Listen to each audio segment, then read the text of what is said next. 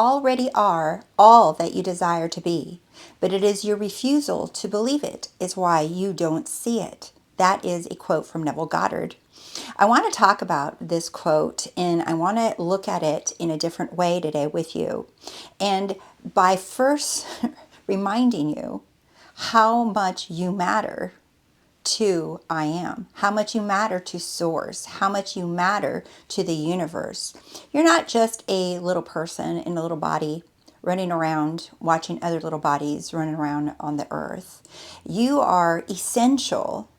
You are essential to source. You're an essential part. Your desires being fulfilled are essential to source, to have an experience through you and as you. And we're going to talk about this, all of this today and more. Welcome. My name is Rose and welcome to The Rosey Life, where we help you free your mind and follow your heart so you live a life that you love. If you're interested in working one-on-one with me or joining the Rosey Life course community or the membership channel, all of it's there. And if you want it, it's there. If you don't, it's fine. I love being here and I love making content for all of you. And I intend that you all enjoy it. Okay, so I want to start off with I'm going to talk about two different clients and that I am currently working with in the 6-month program. And I love all my clients so much, and all of you in the membership channel, the community, watching this video. I see you. I want you all to know that I do see you and I do hear you. And I respond either directly to you or I'll respond on an email if it's brief. If it's really long, it might take me a minute to get back to you. Or respond, I might read it and I'll respond in a video. But no matter what, I want you to know that all your questions are always being answered, whether it's via me or someone else or your higher self, but it's always you answering yourself. And it's funny because I used to really be big on that changing our self-concept and trying to feel good enough or worthy for someone or something or to have something. And it's interesting to even think that you're not good enough or that you're just trying to get a little nut in the world, right? Like a little squirrel trying to get a little nut in a world. I think that was from some song. I don't remember who. Anyway. But it's like, it feels like you're just trying to get a piece of the pie for yourself and not realizing that you're the entire pie and that you just want a piece or a seat at the table when you are the table. You're all of it. And I want to share with you a beautiful analogy of this that one of my clients shared with me. And you matter so much to Source or to God or I am that without you, all that is available to be, to exist, everything that is already in existence that could manifest, right, cannot have an experience of itself without you. And I drew this little picture, and it'll make sense here in a second. And this is a client story that she shared with me. She used to be an ultrasound technician, and I loved her perspective about this. And she said when she was an ultrasound technician, she worked with this very expensive equipment. And these sonogram machines are worth lots of money. And at the end of it, they have two little crystals at the end. And this sonogram machine, this thing is able to look inside our physical body, our organs, right, into this manifested 3D body. However, it has the ability to do this. It's so unique and so intricate and complex. And it has this power to look inside a body.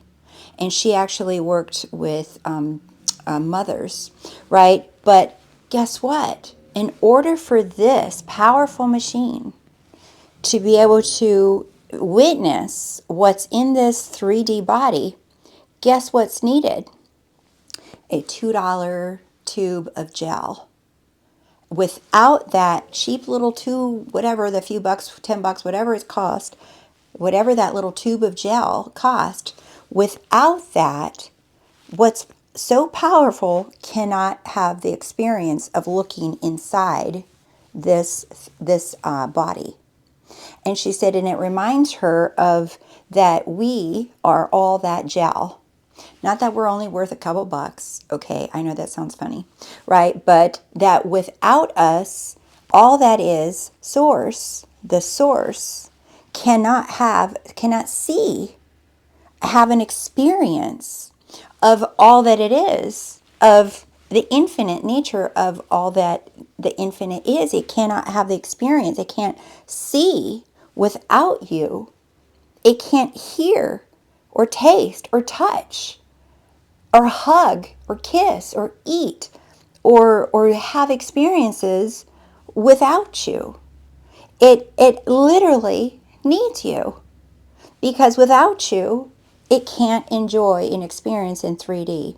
Whether you judge the experience of what is being seen or touched, hear, smell as good or bad, that's your judgment. But I am only sees that as an experience, being able to see itself through you and as you. But without that gel, this machine doesn't work. Isn't that beautiful? I love, love, love, love that analogy, because if you ever feel like you're not good enough, or you're not worthy, or you're not, or that you think that you can't, or that something's wrong with you, and that everybody else seems to be, doing something, and that you're not getting it, or whatever, remember, not one of his little sheep are forgotten. Every single one of you are never forgotten. Your desires they are wanted to be seen. Do you see? You're what makes them seen. That's how much you matter. And a funny thing is when I say that, we are matter, and that's how much we matter. So what you feel is no big deal, or unworthy, or not good enough, what you feel about yourself physically, emotionally, financially, spiritually, or whatever, what you feel is not good enough is essential. All of those thoughts and feelings and all those experiences, that is essential, because it's I am source having an experience as you, through you. It's you are the key to God. You are the key to source. You are the key to being able to have an experience. So this being, this power within us, provides us and does all the works through you. The Father does the works through us. We don't do the work. We don't do the work. It does it through us. It unfolds everything through us so that it can have an experience through us. And we are unlimited and have complete free will to choose whatever we want to experience. And then I wanted to talk about coming from that, right? Is like that is how essential all of you are, all of us are, right? And then I had this client, and he said it was such a fun conversation with him. I love working with this client too, and we were talking in our first couple sessions about how he came into learning about manifesting and the law. And he actually didn't learn about law of attraction. He learned about the non-duality teachings, and then he came across law of assumption, and he just noticed that he was manifesting really quick. Like he would just think a thing and it would happen. And not little things. It could be some what you guys call little things like coffees or free stuff or whatever, but he was just manifesting all kinds of things. And in fact, this is the same person that I'm referring to that found a bag of money in another video I did. This is that same person. And we were talking, and while he said we were talking, he realized that he kept saying, I used to be able to manifest fast. He said, I used to. He said, I can manifest some things now, he said, but he noticed that he kept saying when we were talking, I used to be able to manifest fast. He said, I heard myself. He said, I used to means I don't have. And so how many of you have like something similar where it says, I used to be able to manifest fast, or I can manifest some things but not other things? Or you measure something as small or big, easy or hard, right? Do you see how you're still saying, I can do that but not this? I used to do that but not now. So in other words, you're still saying, I don't. I don't have it. I don't now.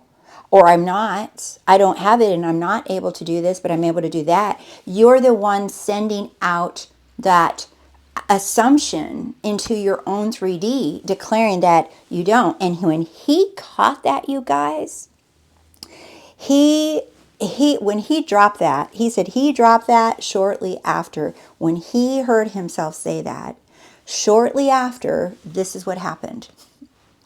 He said he was doing something in his house and a thought came on him, and he said, I wish I had a sports water bottle. You know, those to-go ones to put your water in. He said, I wish I had a sports bottle. And he says, I knew we didn't have it in the house. And he said, I just was thinking to myself, I wish I had one right now. And so he said, within seconds, he said his wife walked into the room and had a water bottle, brand new water bottle in her hand. And she said, oh, she says, I forgot to give this to you. I've had this this whole week and I've totally forgot to give it to you, but I brought you this water bottle.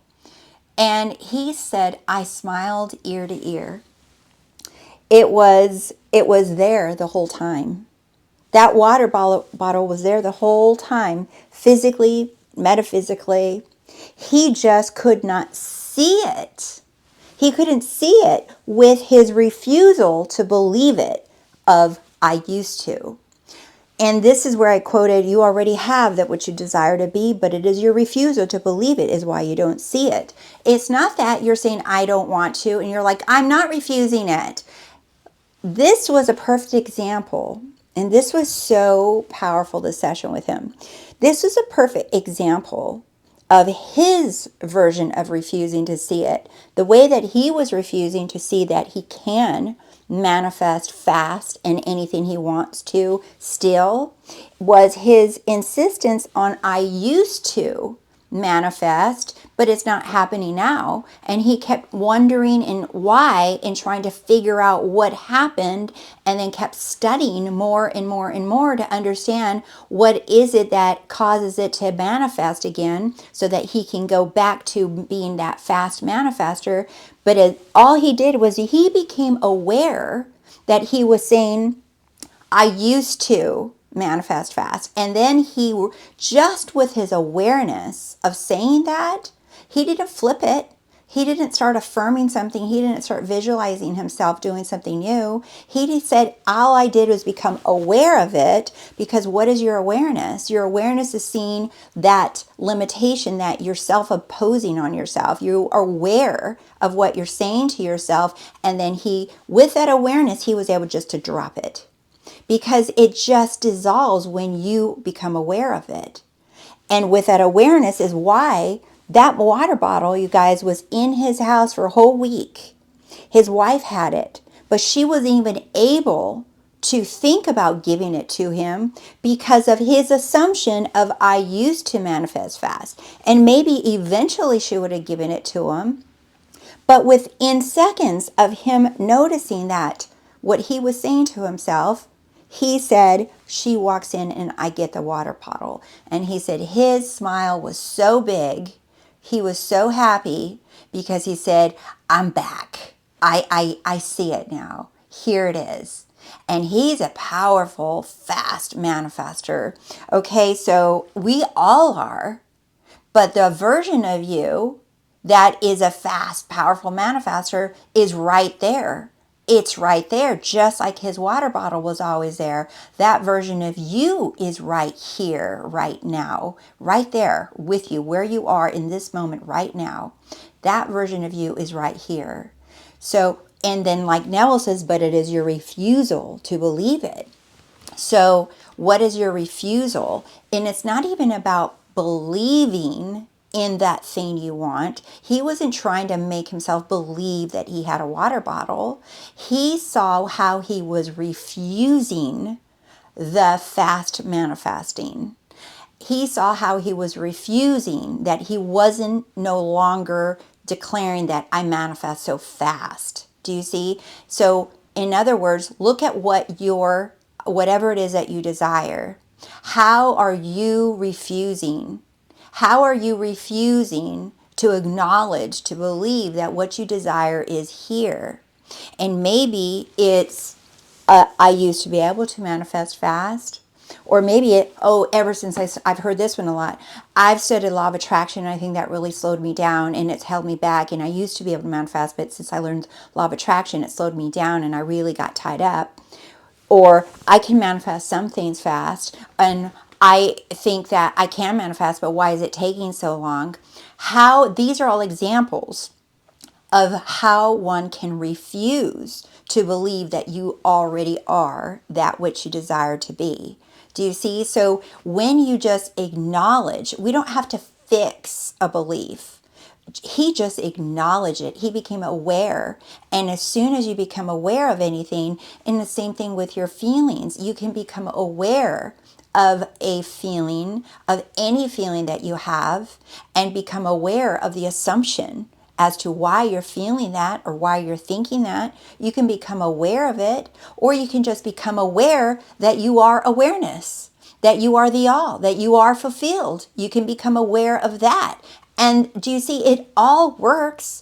Any way you do this, you guys, it all works. But because you are that awareness.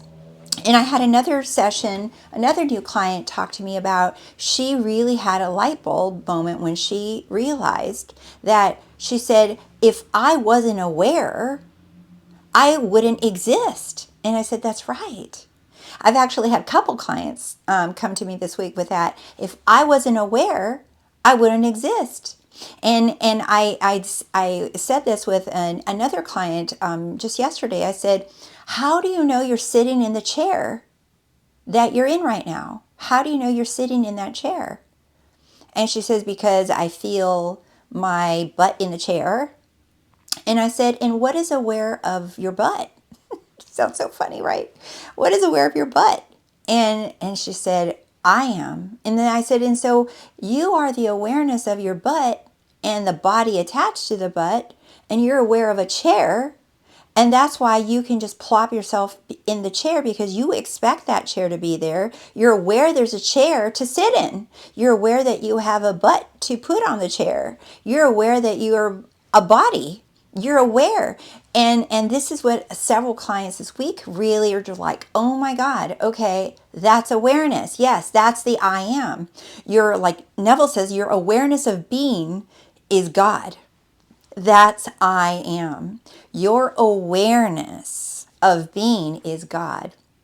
That is what you're aware. And then now you decide, who are you aware of being?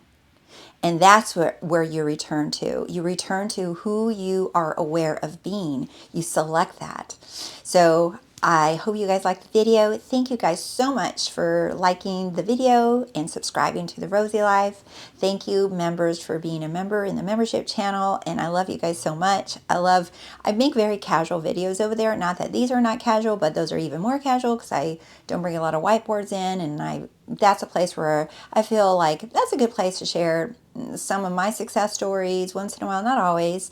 But it's just like a spin-off of the YouTube channel, of the regular Rosey Life YouTube channel. I'd call the membership channel like a spin-off, right? And where I just kind of go in different directions. So, but anyway, I love you guys so much, and I love and appreciate you all so much for being here and for supporting Rosey Life. And thank you for sharing the content with others so that if it resonates with you to share, then yes, thank you. If not, that's okay. I love you all anyway, no matter what. I will see you soon. You're all so freaking amazing. All right, bye.